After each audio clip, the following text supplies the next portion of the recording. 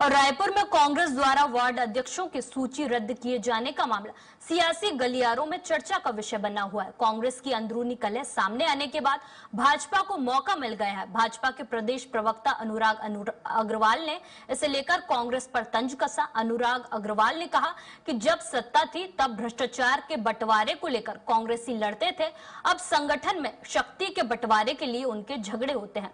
उन्होंने कहा कि संगठन निर्माण में कांग्रेस भाजपा की नकल तो कर सकती है, लेकिन सेवा, समर्पण और अनुशासन कभी नहीं ला सकती।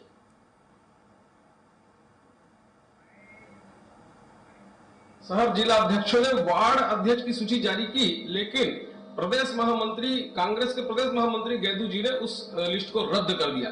कांग्रेस के अंदर मचा ये घमासान आज का नहीं है। जब सत्ता थी तो लूट की मलाई के लिए आपस में झगड़े करते थे। तो कांग्रेस जो ये दावा करती है कि उनके अंदर आंतरिक लोकतंत्र हम बनाने की कोशिश कर रहे हैं, तो भारतीय जनता पार्टी की नकल तो कर सकते हो, लेकिन जो समर्पण है, जो सेवा का भाव है और जो अनुशासन है, वो कांग्रेस कभी भी नहीं ला सकती। कांग्रेस के लिए यह संभव ही नहीं है। और रायपुर में कांग्रेस के वार्ड अध्यक्षों की सूची रद्द किए जाने वाले मामले में बीजेपी के कटाक्ष पर कांग्रेस ने पलटवार किया है। कांग्रेस संचार प्रमुख सुशील आनंद शुक्ला ने कहा कि पहले बीजेपी अपनी गिरबान में झांके। विधानसभा में बीजेपी के वरिष्ठ विधायक अपनी ही सरकार को कटघरे में खड़ा कर देते हैं। ब्रजमोहन अग्रवाल ने जिन विषयों पर चिट्ठी लिखी, उससे बड़ा गतिरोध का उदाहरण नहीं है। शहर जिला के वार्ड अध्यक्ष की नियुक्ति सामान्य सी बात है। 15 अप्रैल तक नियुक्ति करना था, इसलिए जल्दबाजी में जारी कर दिया, लेकिन पार्टी की प्रक्रिया का पालन नहीं हुआ था, इसलिए रद्द किया गया।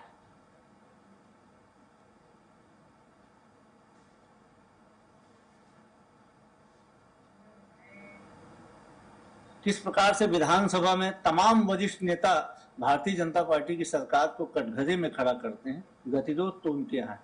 आज तक ब्रजमोहन अग्रवाल ने जिन जिन विषयों पर चिट्ठी लिखी, मैं समझता हूं कि इससे बड़ा गतिरोध का उदाहरण और कुछ नहीं मिल सकता। जहां तक रायपुर शहर जिला के वार्ड की सूची, बहुत सामान्य विषय है, क्योंकि उनको 15 तारीख तक टारगेट मिला था। 15 तारीख तक उन्होंने टारगेट करना था, इसलिए जल्दबाजी में उन्होंने जारी कर दिया, लेकिन पार्टी का संगठन का एक प्रक्रिया है, उसका पालन नहीं हुआ था।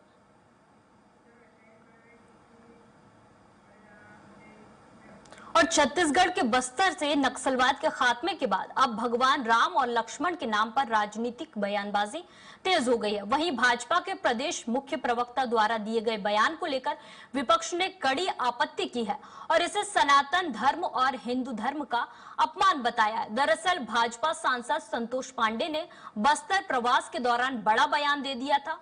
उन्होंने नक्सलवाद के खात्मे पर कहा था कि दंडकारण्य क्षेत्र में भगवान राम और लक्ष्मण का आगमन हुआ था और ऋषि मुनियों को परेशान करने वाले राक्षसों का सर्वनाश किया था। उसी प्रकार दंडकारण्य क्षेत्र में मौजूद नक्सलियों का सफाया देश के प्रधानमंत्री नरेंद्र मोदी और गृह मंत्री अमित शाह ने किया है।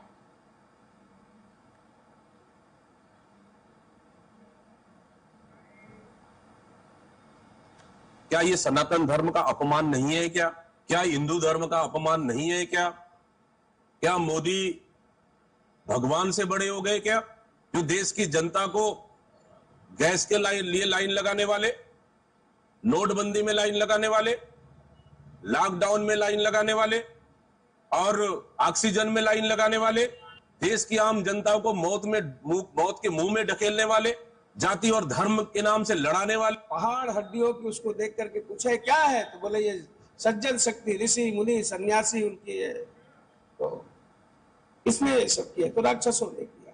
उसी समय वो प्रण लेते हैं, संकल्प कि निश्चय ही